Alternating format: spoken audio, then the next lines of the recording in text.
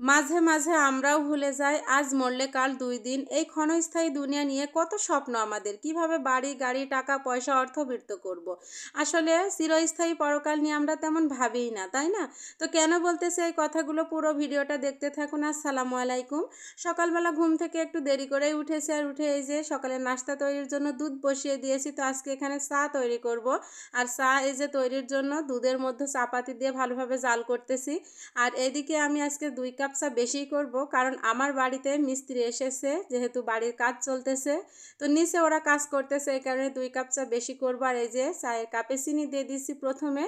আর এই যে হালকা পাতলা সকালের নাস্তাটাই করব। তো নাস্তা করে দুপুরে রান্নাবান্নাও এই হাতে সেরে নেব, যেহেতু আমি ঘুম থেকে একটু লেট করে উঠেছি এই কারণে। তো এদিকে এই যে চাটা আমার বানানো প্রায় শেষ। তো এখান থেকে এই যে 5 কাপ চা তৈরি করেছি, এখান থেকে 2 কাপ আমাদের নিজেদের জন্য রেখে দিব, আর 3 কাপ নিচে পাঠিয়ে দেবো, যেহেতু তাসিনের বাবাও নিচে আছে। আর এই যে বিস্কিট দিয়েছি সাথে, আর এই যে চা, তো ওদেরকে এই যে দিতে চলে এসেছি নিচে। আর এই যে দেখুন, ওরা কাজ করতেছে, টাইলসের কাজই করতেছিল।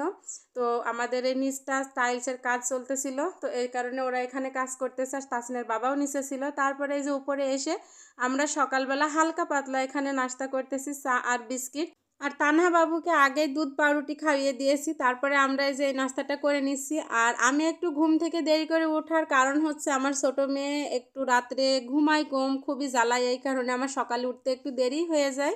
যাই হোক, ব্যাপার না। তো এই হাতে এবার রান্নাবান্না সেরে বিকালে আমাদের মিলাদের দাওয়াত আছে, সেখানে যারা সবাই মিলে ব্যাজের কয়েকজন ভাবি ও বাচ্চারা মিলে মিলাদের অনুষ্ঠানে চলে এসেছি। সবাই আসতে পারেনি, তো সবাইকেই দাওয়াত দেওয়া হয়েছিল। তো কেউ কেউ এসেছে, অনেকেই আসেনি। যাই হোক, তো এই মিলাদের অনুষ্ঠানটা ছিল তাসিনের বান্ধবীর নানু মারা গিয়েছে, তো সেই মিলাদেই ছিল, যেহেতু 4 দিনের দিন আমাদের এখানে মিলাদ পড়ানো হয়। তো আমরা সেই দাওয়াতে এসেছি। তো এখানে কিন্তু সব মহিলারা বসেছিল, আর বাইরে ছিল পুরুষ। তো সেখান থেকেই মিলাদ পড়ানো হচ্ছে। তো এদিকে এই যে বাচ্চারা আমাদের ওই যে সামনে দেখতে পাচ্ছেন, বাচ্চারা গোল করে বসে আছে। তো আজ মরলে কাল 2 দিন, এই কথাটা কিন্তু আমরা সত্যিই ভুলে যাই। কেউই মানে মৃত্যুর কথা আমরা কিন্তু স্মরণ করে চলি না। এই দুনিয়া নিয়েই আমরা ব্যতিব্যস্ত, কিভাবে টাকা ইনকাম করব, কিভাবে জায়গা জমি বাড়ি গাড়ি নামকরণ করব, সেইটা নিয়েই বেশি ভাবি, তাই না? এই জীবনের পরেও যে আরেক জীবন আছে, সেটা হলো পরকালের জীবন। এটা আমরা কেউই ভাবি না। সত্যি আমরা অভাগা। অভাগায় যদি না হতাম, তাহলে দিন 3বার অন্তত মৃত্যুর কথা স্মরণ করতাম, আমরা কিন্তু সেটা করি না। ভাবির বাবা মারা গিয়েছে, সেই ভাবিরা কিন্তু 3 বোন, ভাবিদের কোনো ভাই নেই। এই বাসায় কিন্তু ভাবির আব্বা আম্মাই থাকতো। আর যে আঙ্কেল মারা গিয়েছে, উনি কিন্তু একদম সুস্থ স্বাভাবিক ছিলেন, উনি ভালো মানুষ। গোসল করেছেন, গোসল করে রুমে গিয়ে তারপরে হঠাৎ করে স্ট্রোক করে সাথে সাথে মারা যান। তো কেউই কিন্তু মানে ভাবিরা কোনো বোনই কিন্তু জ্যান্ত মুখটা দেখতে পারেননি, ওরা এসে দেখে মৃত। এর কাছেও খুবই খারাপ লেগেছে। তো আঙ্কেলের জন্য দোয়া করি, আল্লাহ যেন আঙ্কেলকে জান্নাতবাসী করুক।